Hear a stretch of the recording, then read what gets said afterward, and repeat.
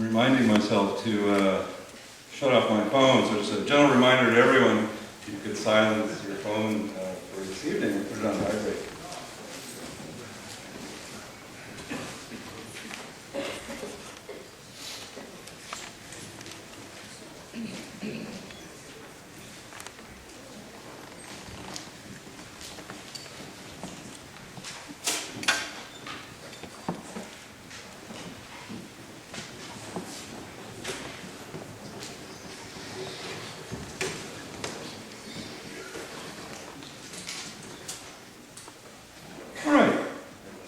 Can everyone hear me on the microphone? Yes.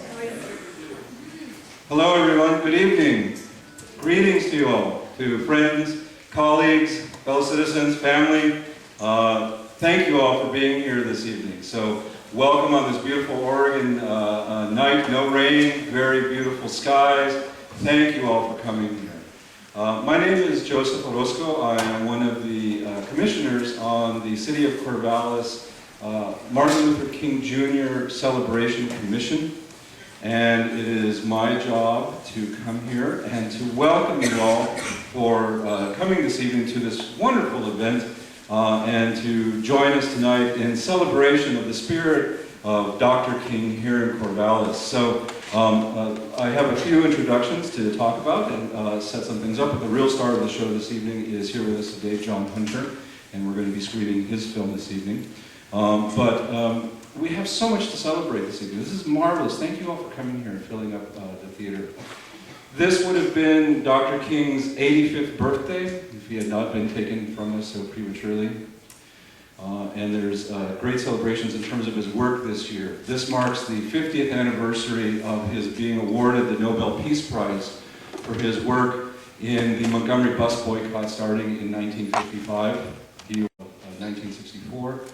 And this is also the anniversary of the Civil Rights Act that Congress passed, trying to put an end to the legal segregation and discrimination of African Americans in this country and opening the way towards much fuller equality and the empowerment of the African American community here, and a highlight, a milestone of the Black freedom struggle in the United States.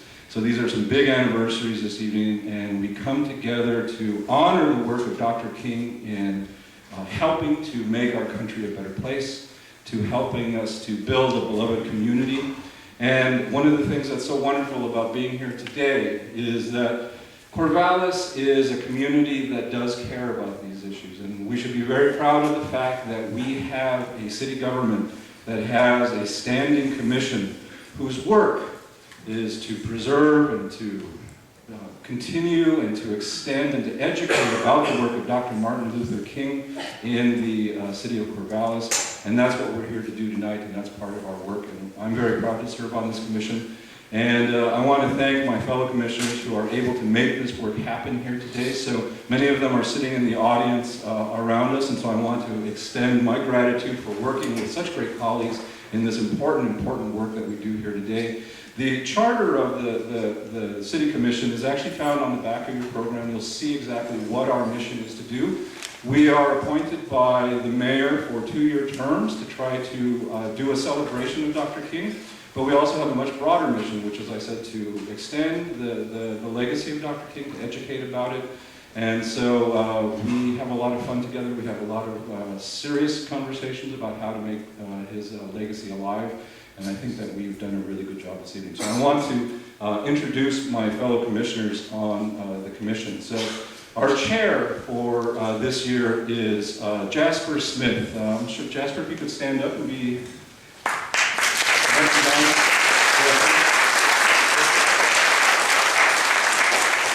Our vice chair is Esmeralda Reyes.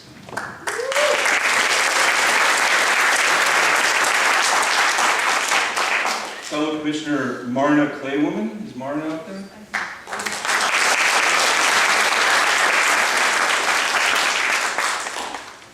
We're also joined by Luis Rosa.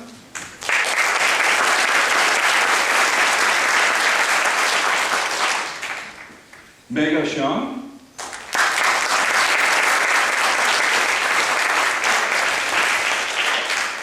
One of our commissioners is not not able to make it this evening because she's caught some of that stuff that's going around town, but we're also joined in our work by Shireen Wimbley-Govea. So let's thank her. We, of course, have work to do with the City Council, and we have a permanent liaison that's assigned to us by the City Council to help us do our work, and that would be City Councilor Bruce Sorty.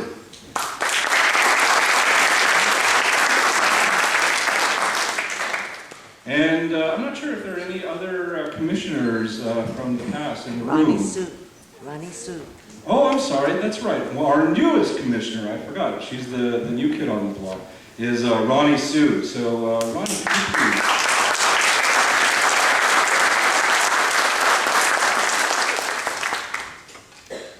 All right. Are there any other city councilors in the audience that could be recognized for our work? Thank you for coming this evening.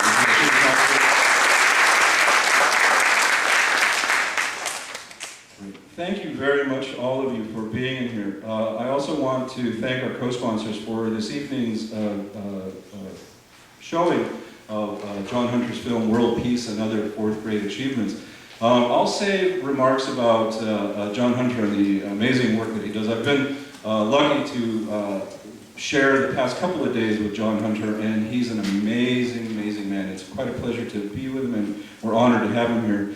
I want to thank, this evening is a really special event because it's a joint work between the city and Oregon State University. And so I want to thank some of the co-sponsors of this event who have been working with the city of Corvallis. We have received special assistance from the School of History, Philosophy, and Religion, and the director there is Ben Muchler, who is in the audience as well. Ben, if you could stand here. We also have received assistance from the Ava Helen and Linus Pauling Memorial Lecture Fund. John Hunter will be giving the Pauling Memorial Lecture tomorrow at the OSU campus at 7 p.m. in Milam Auditorium. It will be a lecture reflecting on some of the wisdom that he has learned about world peace from his students, and that will be tomorrow night. And so I want to invite you to come to share the time in the evening with John and learn about the wisdom from these students. We've also received assistance from the OSU Peace Studies program and the Anaris Project for Alternative Futures at OSU. So thank you to those co-sponsors of this event this evening.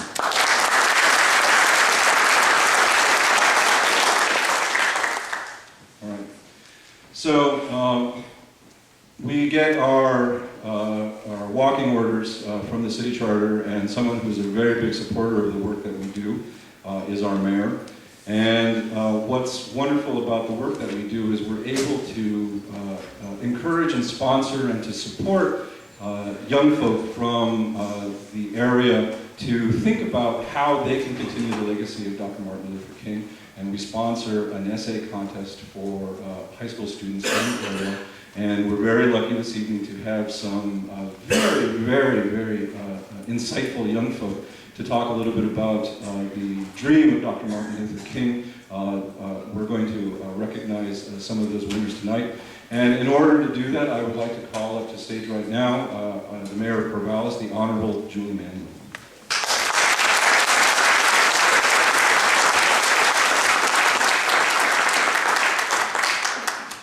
Thank you. Well, good evening, everyone. In addition to Councilor Bruce Sorty, whom you met just a moment ago, the other two city councilors who are with us tonight are Councilors Mike Beilstein and Biff Traver. So we're so very pleased to be here this evening. And on behalf of the city of Corvallis, I'm so happy to add my welcome to tonight's event honoring the life of Martin Luther King Jr. I'd also like to add my thanks to the members of the city's MLK Commission, who have worked together with fellow planners at Oregon State University for the past several months to organize tonight's program and the related activities, including the essay contest that we will learn more about shortly. Tonight's event recognizes Dr. King's work to promote peace and nonviolence in our communities and in our world. And as we are well aware, this topic is as timely and relevant today as it was during Dr. King's life. In 1964, amidst heated civil and racial unrest in the United States, Dr. King was awarded the Nobel Peace Prize, as was just referenced a moment ago. And in his acceptance speech, Dr. King said, "Sooner or later, all the people of the world will have to discover a way to live together in peace. If this is to be achieved, man must evolve for all human conflict a method which rejects revenge, aggression, and retaliation. The foundation of such a method is love." So how do we, in today's society, build a foundation of love? I would submit that it is through the example that we set for our children. And it is fitting then that tonight's event centers on children and schools. Local schools and students were involved in several aspects of this year's MLK celebration, including the essay contest for high school students. Participants were asked to develop entries that examined the progress we've made in the 50 years since Dr. King's "I Have a Dream" speech, as well as the challenges that we still have to address. There were 28 entries from high school students throughout the city, and I understand from the commissioners who were involved in reading all of the essays that the decision this year selecting the winners was extremely difficult. And after reading the winning essays myself and inviting those winners to be presented at last night's city council meeting, I certainly can understand why the decision was so very difficult this year. There were 4 winners who were selected in this year's essay contest, and what I'd like to do is invite those 4 individuals to come and join me on the stage tonight.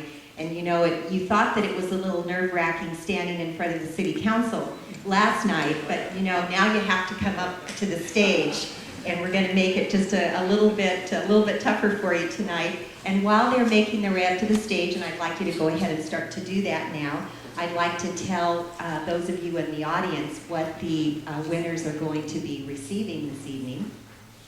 I'm listening for the patter of little feet coming up. Now we're talking. Okay. They are going to be receiving a Visa gift card, a $250 college scholarship, and a certificate of achievement. And so these are our 4 winners. I'm going to...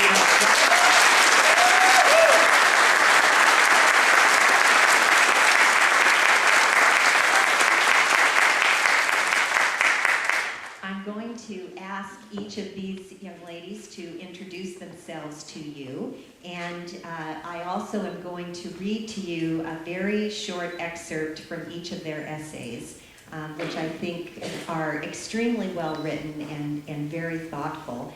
And you may remember the order in which I read your essays last night, and I think that you're in the same order tonight. Maybe you'll switch, right?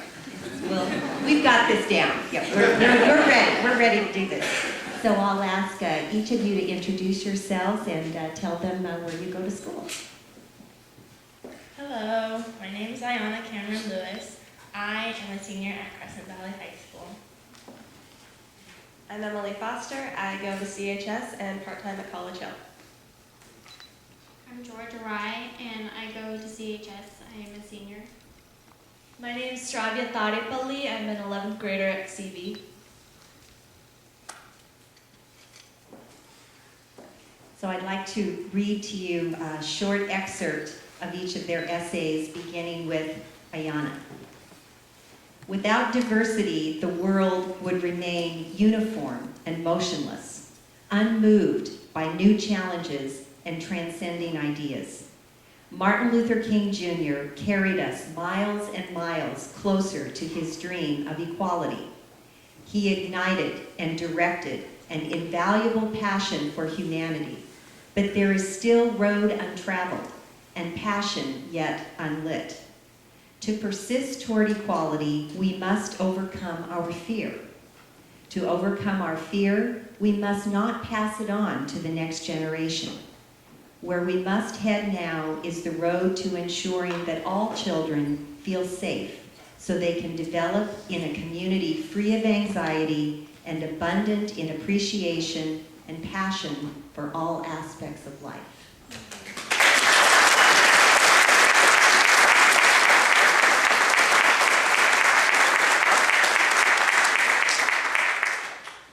Next, we'll hear from Emily. We don't live in a post-racist society yet, but it's not impossible for one day.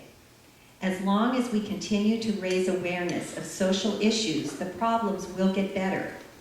The best way for people to help is simply to call others out when they see any form of oppression.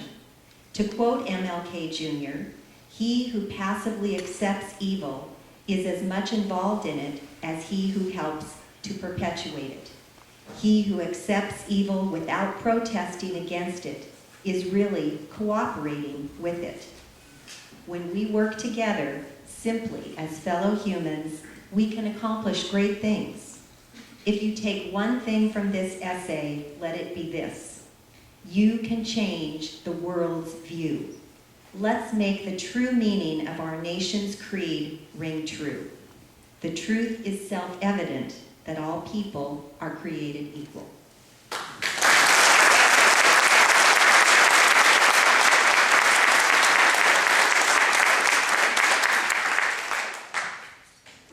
And next we hear from Georgia. Our dream is now to ensure that each and every human being is given the necessities to thrive, educationally, physically, and emotionally, consciously and spiritually. Our dream is to incorporate our earth into our daily lives in simple acts of nourishment, to eat organic, truly nutritious food without modifications. Our dream is to balance, heal, and evolve each other with our earth by educating ourselves and each other about forgotten basic skills of survival, to no longer change our environment with our own agenda in mind, but to create a common ground of understanding between our entire human race, that we are not here to fight for our survival or to diminish others or the earth, but to act as an organism with a purpose, a passion and belief in each individual's positive motive, and most importantly, to allow ourselves to remain fulfilled and grateful for the fruits of our labors each day before and after we have implemented a new foundation of sustainable, cyclical existence.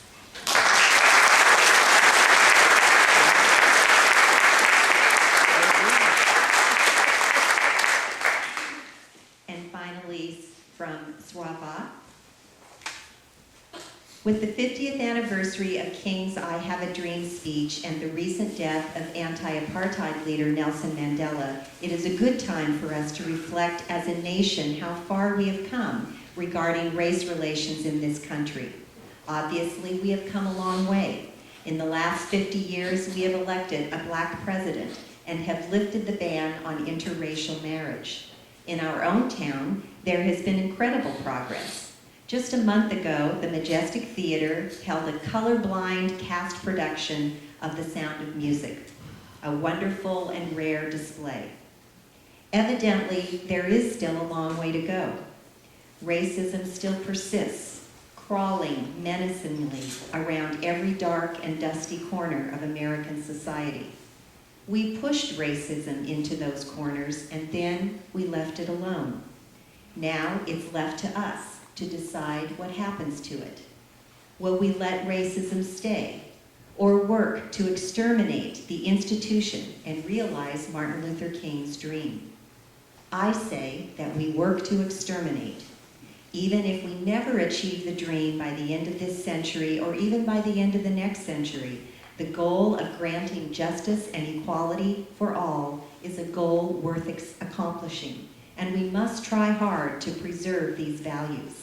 When we do realize the dream, we will finally be able to really say, free at last, thank God Almighty, we are free at last. Please help me congratulate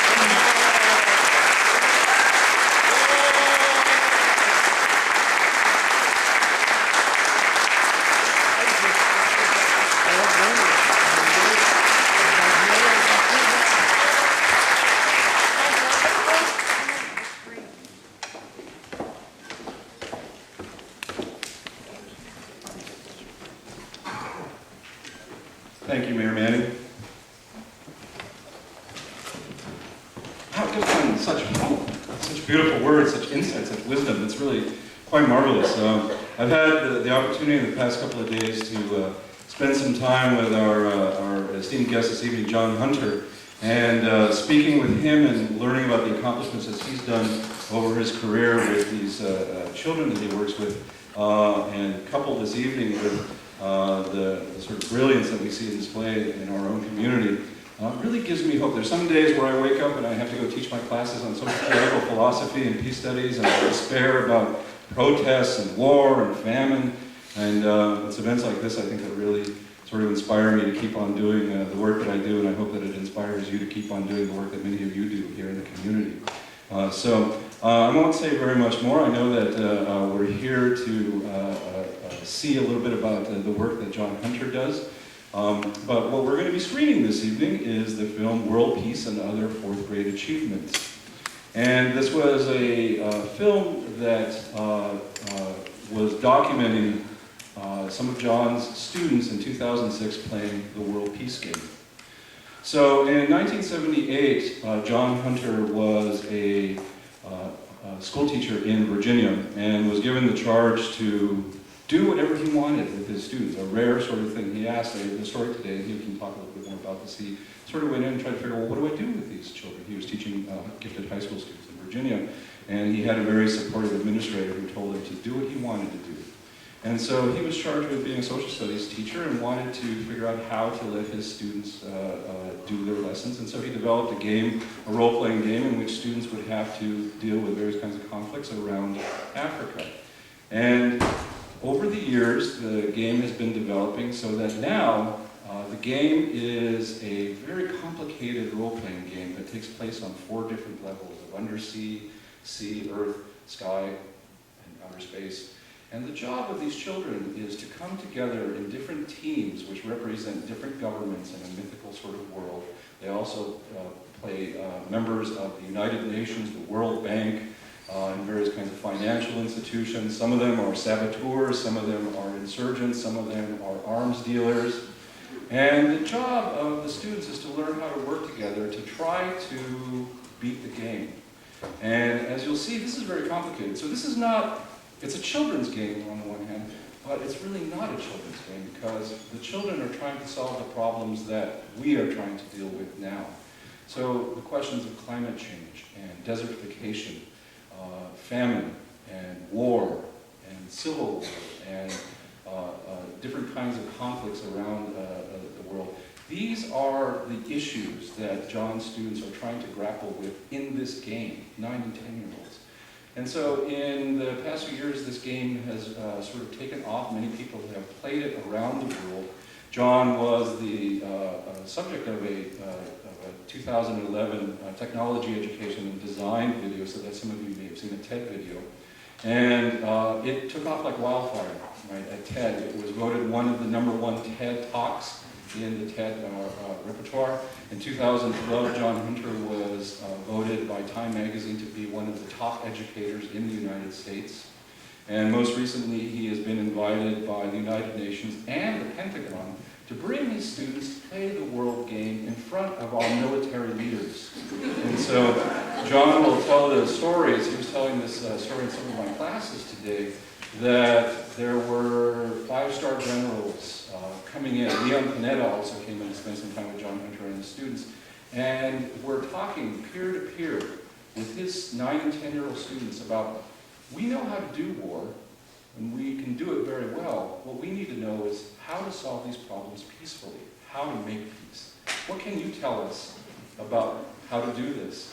And the children had done this before. They had solved all of the world problems in different ways, and so they could tell the generals and Leon Panetta what we should be doing. And the message that's really wonderful about this film, and also from John Hunter's work, is that he tells his students, I'm sorry that we adults in some sense have failed you. We have created a world with lots of different kinds of problems. But what's so inspiring about John is he tells them, but I believe that you can make a difference, and I believe that you can solve these problems. And by creating that kind of inspiration, that kind of space, and showing that you trust them, they're able to play the game well. And for over 30 years or so, there have been no games that have ever been lost. That is, they've always solved all of the world's problems. So the film this evening documents and shows some of the students playing this game, and I've been able to see some of the clips of this, and I'm so inspired by just to see these young folk so engaged with one another, looking at each other deeply, eye to eye, smiling, laughing, in some cases being very angry with each other, almost coming to blows. They take this very seriously. They take these issues as ones of deep importance. And sometimes I wish I could get my students to have that kind of spark in their eyes. John's able to accomplish that. So we're going to screen the film now, and then we'll have John up for some question and answers. And then we will have a reception together, break bread as a community, and come together and talk with John and with one another, and hopefully continue this legacy of Dr. King's beloved community here in Corvallis, Oregon. So let me now turn this over to our capable stagehands, and we'll begin the film, World Peace and Other Fourth Grade Achievements.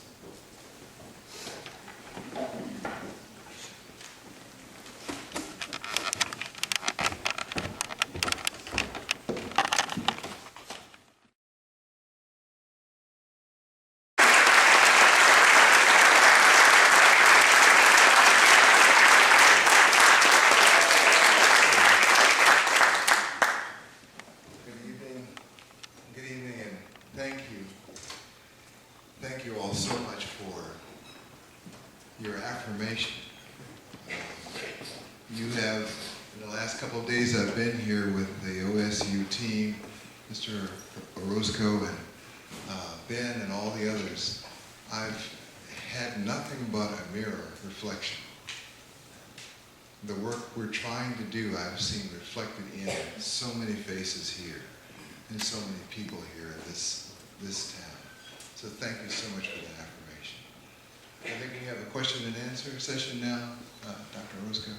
So the way that this will work is that if you have a question for the purposes of our recording, I will repeat it and then John will be able to answer. So if you have a question, please go ahead and stand up, and then I will repeat the question as best I can. Yes. My name's Holly Denman, and I'm the principal of a small school in Portland, and I'm commuting for the next 2 days. And when I first saw this, I knew not that I wanted to do this, but that I must. And the book is as good as the movie. And my concern is because we got a small grant to build the board game board, so the board's built, and we have done our best to figure out the dossiers and everything else that goes with it. And I wake up with cold sweats of being a train wreck. And the things that I'm worried about most are the parents being the saboteurs, and that I'm choosing the wrong class to begin with. I have an idea to start with 7th grade class who's having a lot of issues on their own, and it might make it worse. So I would be so grateful for any advice. I commend your bravery. So the question is, a teacher who is working to try to do a version of the World Peace game, concerned about how parents might influence the game, whether they would be saboteurs, and worried about how it will go and how it will be conducted, and any advice that you might have to make the game successful. Oh my. I will say first that the nature of the game is to fail massively.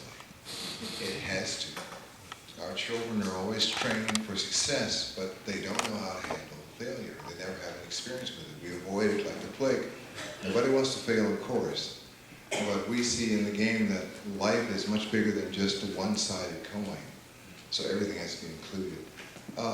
I would suggest you come and join our master classes. The Martin Institute for Teaching Excellence is in a partnership with me and supports us, holding them all over the country, all over the world now, actually. And we do train teachers to facilitate this experience. I can't imagine how you could do it from just watching the TED Talk. I feel sorry for that. Oh my God. A lot of times. Yeah, we have had a team in Hong Kong who sussed out from watching the TED Talk how they thought the game went. And they played it, and they wrote me a letter saying, "Is this right?" And I looked at the letter and I saw the pictures, and they didn't have enough space to actually build the board. They did it all on spreadsheets. And I said, "No, it's not right, but this is great. This is wonderful the way you're doing. Good luck." You know? So I advise you to come and get the actual DNA, so that saves you a lot of aggravation. Parents uniformly over decades, this is the eerie part, have been unanimously happy with it. That's almost a scary thought in itself. Right, left, or center, they've all been happy with it. It's been the oddest thing. I had one parent said, "Mr. Hunter, I hate that game. That frightened me." I said, "Why?" She said, "Well, my daughter plays the game, and 3 of her friends play the game, and they play soccer every weekend. And I drive them to soccer matches in my SUV for 3 hours to another city, and the entire time those 4 girls are talking at the top of their voices about nuclear proliferation, refugee issues, diplomacy, and it's just awful. So I hate that game." But please come and see us. It'll save you a lot of trouble and aggravation, and your intuition will guide you as to who will win and how. I have a question. John, when you woke up this morning, did you have any idea that you would end up making me feel better? I was just trying to make myself feel better. So the question was, John, when you woke up this morning, did you have any sense that you would make the gentleman feel better? You know that the world peace game is such an open equation, and I'll confess to you the secret really. I go into every session afraid. I'm fearful that this time they will lose. This time they will not save the world. And there's no way I can control it. I've written the rules, so I cannot interfere. I cannot step in and say, "Don't have war." They've got to discover for themselves that that doesn't work. So the feeling I have to go through is awful, it's terrible, but every time just the discipline of allowing and waiting and contemplation and trust is what makes me carry on. And they always, always, always, always rise to the challenge. They discover collaboration. They discover compassion. I don't have to teach it. I don't have to preach it. I want them to know it, but the game is posited, so they will fail. So they will encounter and be encouraged to do everything wrong that we do as adults. They can be reactive. They can be aggressive. They can take revenge. They can be impulsive. They can do that in the game, and they learn through the consequences, experientially, in a safe and bloodless way, what is good for us all. And they realize that the game's goals are everyone has to increase their asset value, that they all have to win in order to win it all. And they discover that, and I just am marvel at it every time they do. Yeah, so it makes me feel good too, and I'm glad you do. Thank you so much for your work with children and all your dedication to what you've done. It's amazing, so an inspiration. It seems like you draw from many spiritual traditions. Is there any one that sort of guides you, or do you continue to draw from many world traditions? So the question is it seems that you draw from many different spiritual traditions. Is there any one tradition that helps support you in your work, or is it many different traditions? You know, in the film you can see I did a lot of studying in a lot of places and worried my parents a lot. But having come back, I can say there are a lot of treasures in the world in philosophy. I think today we were having a discussion and talking about how the history and social studies department has expanded. And I remember the dean, Ben Mutzler, saying, and then the philosophers moved in, something like that. Very line. But the philosophers have moved in with me, and they sort of encouraged me from all different stripes to consider. And I think the primary underlying guidance I receive is, and this is going to sound odd, this is something I've discovered through experience, is emptiness, is not having an agenda, not having preconceptions. And it's a struggle, a discipline every day. Every time we play the game, I have to go through and try and weed out my own preconceptions, my own prejudices, my own bias, biases, which are very subtle. I have them. And so that effort, that struggle, that self-reflective, self-introspective practice I have to do every day in order to remove my flaws from their learning process. So the practice I use really is a no practice. There's no John Hunter method at all, no technique whatsoever. So how do you do it? We just wait. And I'll conclude with this saying, it's kind of like the lessons I learned in third grade, fourth grade myself. Stop, look, and listen. Some of you older people might know that one. The students told me that's what we do in the World Peace game. You make so many problems, we are stopped. We have to stop. We can't go further. There's nothing we can do but stop. And then we have to look. We have to look and look and look. And the looking, as I understood, deepens their awareness. Because they're looking at every nuance from every angle to see the interconnections that are layer upon layer. And so when they're done looking, then they have to listen. Then they turn to each other and they ask each other and they check with their friends and then they listen to themselves. What do I think? So the stop, look, and listen, that old safety message from fourth grade in the 50s, seems to be what my students are discovering now, and that's kind of our tradition, I guess.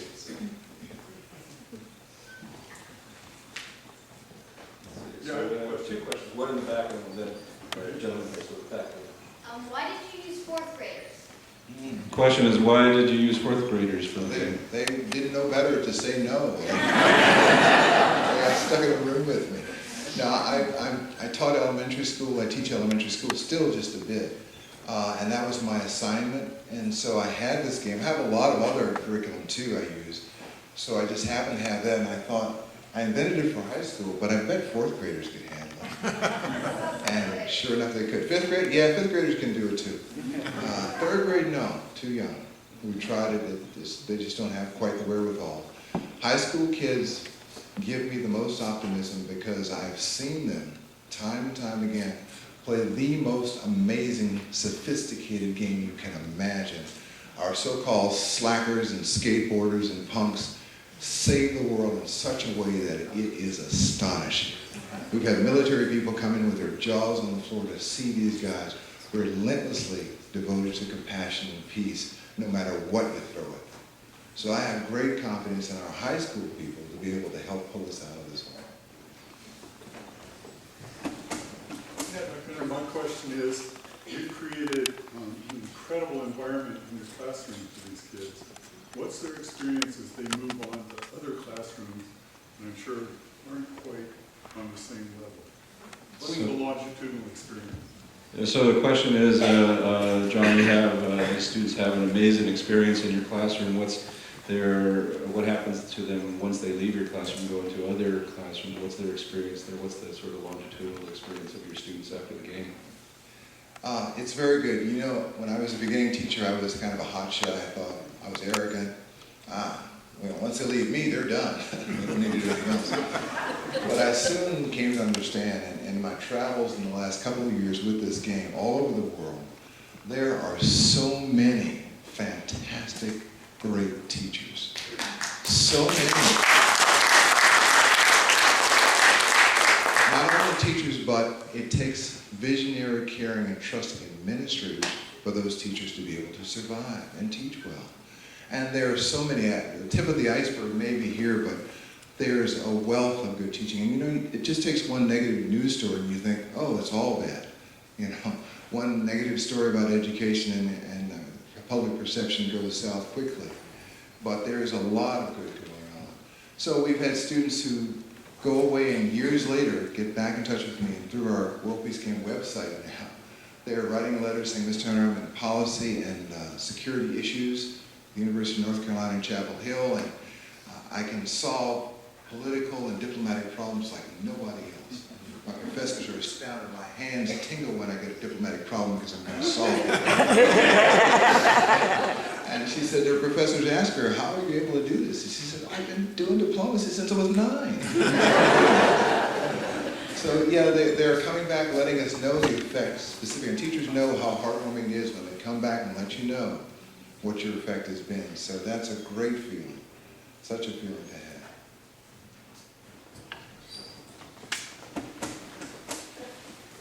John, do you have a favorite story of a personal transformation of that one silent kid in the corner who, just blossomed?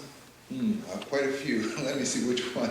A question just for recording. So question is there a story that you have of one particular transformation of one of your students, perhaps the quiet one in the class, that you could share with us? I don't want to bore you who've seen the TED Talk before or read the book. There's a couple of stories along that line there. I will take a chance and tell you about Pablo. Pablo was a very fifth grader who was as wide as he was tall, basically. His hair stuck up, and he had his teeth were kind of gapped, and he had thick glasses, and he talked and moved really, really slowly. And so Pablo was a problem for some people because he talked so slowly, and it was thought that he was not very smart.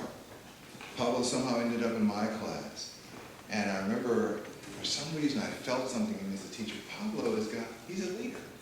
I can see it in him. Nobody else could. It didn't appear to be there.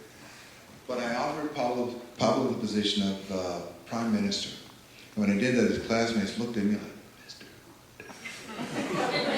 The game's going to last forever.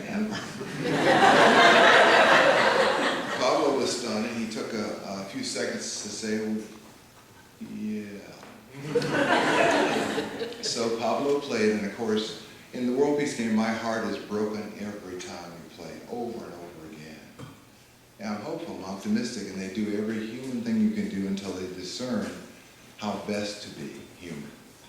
So Pablo failed miserably, time and time again. He works so slowly. Other prime ministers, their first turn, they'd make 2 or 3 moves, the undersea level, the ground to sea level, maybe move an aircraft, outer space move, asteroid mining, 4 or 5 moves. Pablo would come to the board. I'm Prime Minister Pablo Rodriguez, and these are my declarations.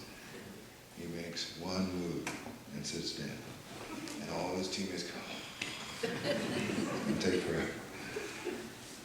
5 weeks went by. We're all suffering. We're working around Pablo. Pablo's excluded. He's not getting through. He's trying.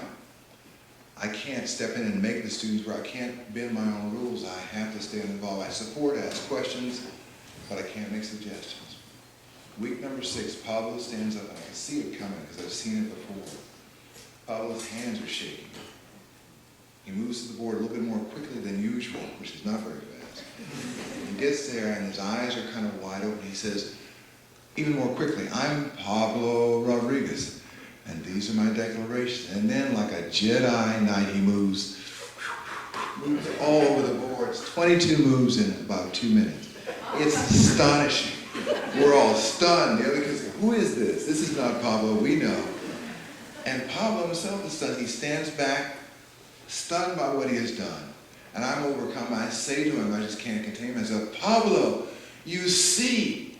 He turns to me and says, Mr. Hunter, I see everything.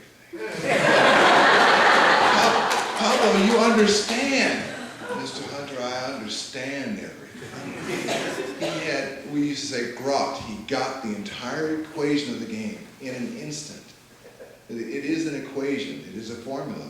And he saw all the vectors and trend lines at once. And he acted accordingly. He essentially mastered the game in an instant.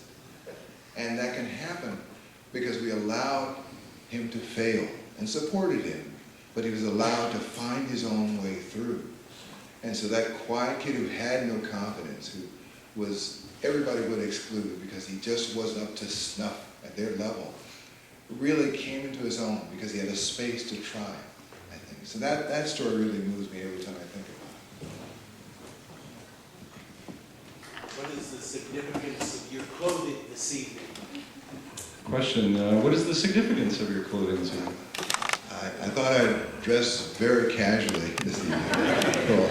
I just like to be comfortable. You realize that in 20 years, 30 years from now, you won't remember me. You won't remember this night maybe. You might not remember me. You hopefully will remember some of the stories because the stories are like seeds and hopefully they can go with you. And so this is just a little garnish for the seeds, really. Yeah, something, there was a guy who was dressed, and he had a story. So it's a little spice for the story. Well, I have many questions for you, but as a senior in high school, I guess I'll go with my college one. How did and I guess just elaborate on your college experience and how it directed you, and also the experimental program, how that kind of helped you come to where you are? So, question about your own college experience, is that correct? Yeah. How did that sort of shape who you were, and this question about the sort of the experimental program that you went to, how did that shape who you are and the work that you do? Yeah, and maybe just like, what do you think some of the important experiences were that you had? So, yeah, what were important experiences that you had in college that helped you develop your work? That's a great question, and it's a pivotal question, a very important question at that time, this time to ask. For me, it of course was individual teachers who really cared about me and had a relationship with me. That was the fundamental key to my survival, my success. You know, you think about a self-made man, somebody called a self-made person. I discovered there's no such thing. That any person who's successful is standing on the shoulders of so many other people. You know, if that person's parent, when that person was an infant, had looked away for an hour, they wouldn't have survived. So we owe such a debt to so many others who just ensured our survival, what to speak of our success. So that caring, loving relationship from some teacher, administrator who really cares, that was critical to me. And the second thing was, what they often did was they asked me what I thought, what my mother asked, what do you think you should do? My father would, I'd ask him, how can I fix this? My father would say, and he'd sit there for 5 minutes, and then he would say, so what do you think you should do? No help at all. This is good. They, by nature, allowed space. They allowed me space rather than directives. There's so many people, there's so many internet sites and so many apps that want to tell you what to do and how to do things. You know, you can easily find someone who will tell you how to live exactly. But where do you find someone or some way that allows you space to reflect and digest all this information you're surrounded by? You know, I have sympathy for you. You're surrounded by the internet and Snapchat and Facebook and Twitter, all this stuff 24/7. How do you do it? I don't know. I can't do it. But you almost have to, because you have to be connected to survive in a way. But where is the space? Where is the app that allows you space for reflection? With nothing in the space, empty space, you can digest and come to understand on your own and decide what is best for you. So for me, it was a loving, caring, supportive relationships around me, and for those relationships to allow me space to understand things myself. 2 things. I hope it helps. We have time for one more question. As a member of the somewhat mid-generational, that generation that we have, what are some suggestions to help us along working these social technologies that we have and that we are faced with, and how we can help bridge the gap between generations and participate just as much as everyone else? So, question about work between generations. What suggestions do you have for helping us to understand how to bridge a gap between generations so that we work together, perhaps using different kinds of social technologies? What's your advice for helping us to think intergenerationally?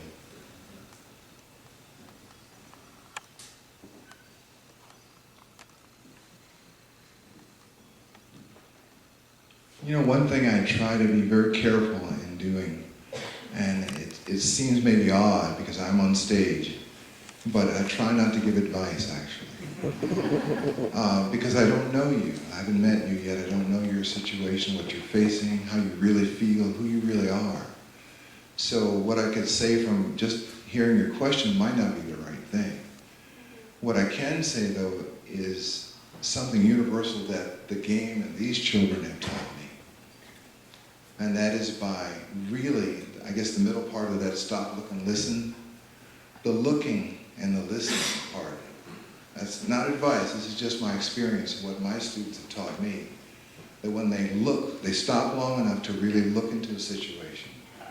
They look for long enough until the situation begins to reveal the nuances of what really is there. You know, their preconceptions, their prejudices, biases, their filters are there, but they allow those veils to thin by just looking for a long time. And when things become clear enough, they can maybe see better what is really there. And then, of course, the listening is your own heart. So it's not really a method, it's what we humans do naturally. Anyway, what we have within us, the tool is right here, it's our own heart. So I've found, and they've shown me, listening to your own heart, because you have so many sources of information and directives pointed at you, how can you decide?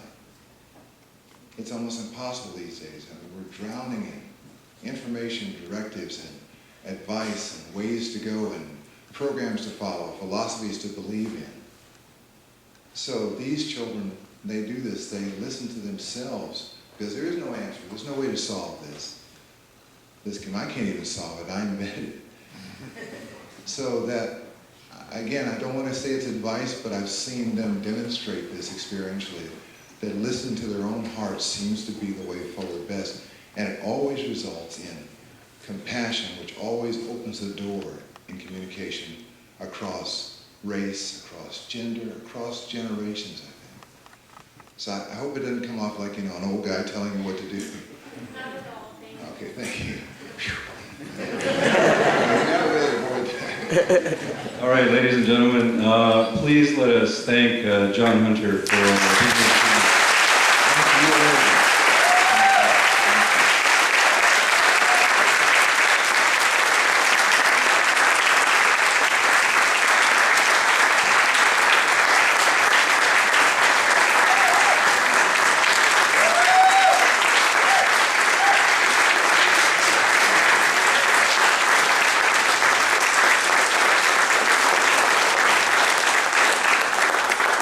All right, but please don't go away. A couple of notices. So John will be here still in Corvallis. Tomorrow night he will be at Oregon State University in Milam Auditorium at 7 p.m. delivering the Ava Helen and Linus Pauling Memorial Peace Lecture and talking a little bit more about the wisdom that he's learned from the children. But right now, let's celebrate. In the lobby, we have food and refreshment. John will be available to talk with folks. We also have copies of his book, World Peace and Other Fourth Grade Achievements to sell, and John will be gracious enough to sign them. So let's celebrate together the legacy of Dr. Martin Luther King and the work of John Hunter and our fellowship together in this lovely city of Corvallis. So thank you all very much for coming this evening. Thank you.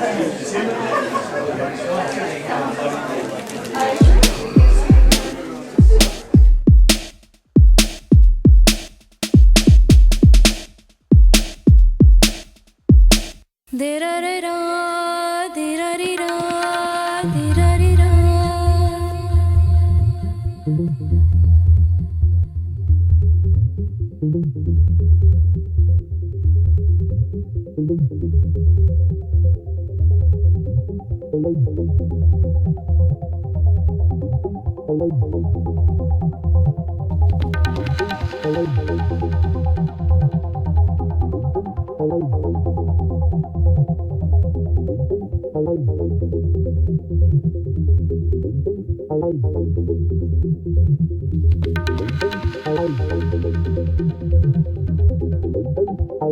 you.